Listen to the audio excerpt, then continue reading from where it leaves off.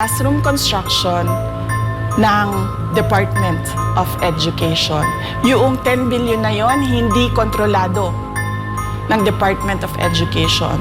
Controlled yon ni Congressman Zaldico at Congressman Martin Romualdez. Hindi ko na kailangan ng corroborative witness dito dahil makikita niyo yon sa papel. Makikita ng taong bayan yon sa papel.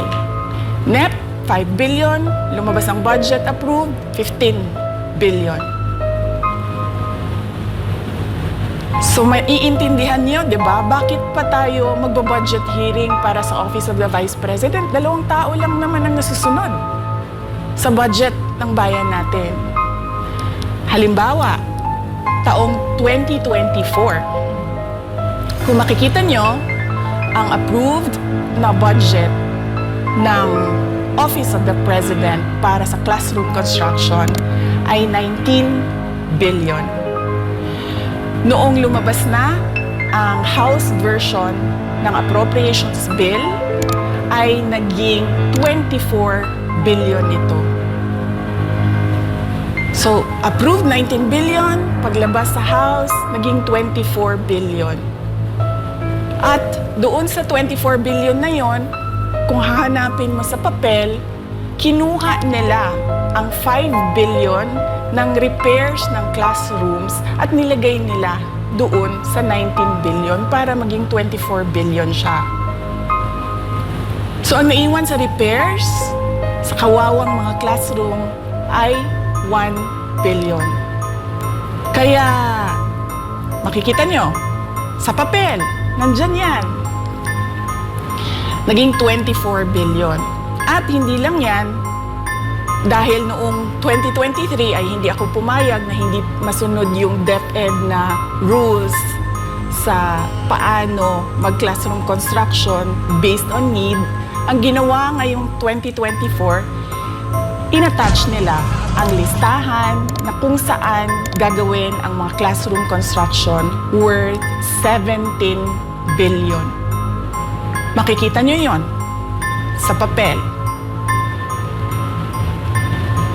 Pagdating namin sa Senate, nakita yon ng mga senador. Tinanong nila ang Department of Education, totoo ba o hindi totoo na galing sa inyo ang listahan ng 17 billion ng mga classroom construction?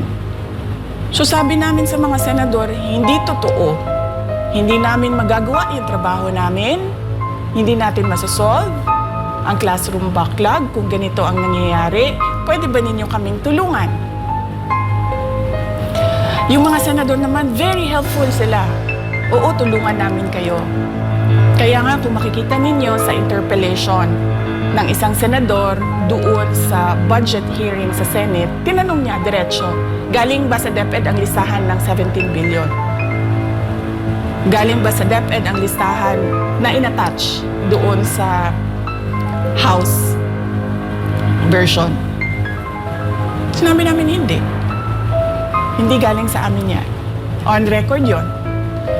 Makikita nyo sa mga videos, balikan nyo yung mga videos. Makikita nyo.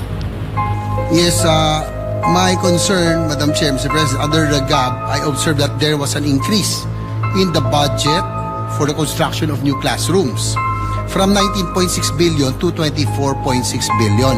However, this is my concern which you mentioned earlier, that the repairs and rehabilitation of classrooms was decreased from 6.5 billion to 1.5 billion.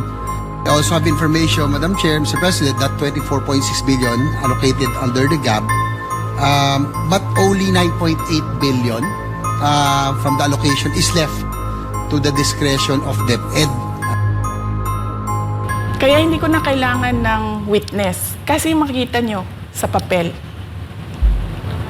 Tapos dumating ang BICAM, walang nangyari dahil ang nasusunod doon ay si Congressman Zaldico at si Congressman Martin Romualdez.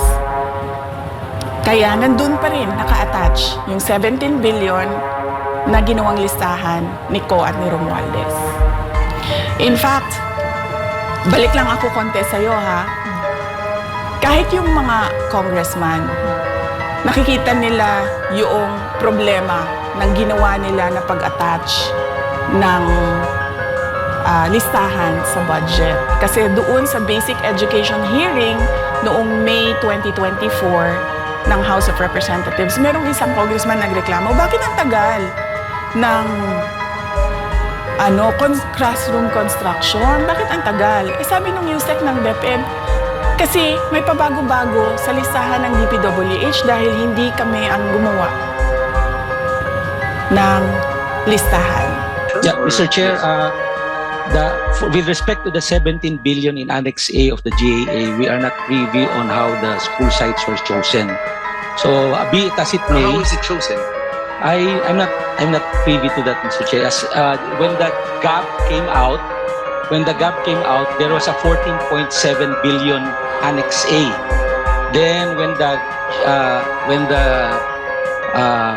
committee, the GAA came out, from 14.7 it became 17 billion. So we are not privy to how the list was generated.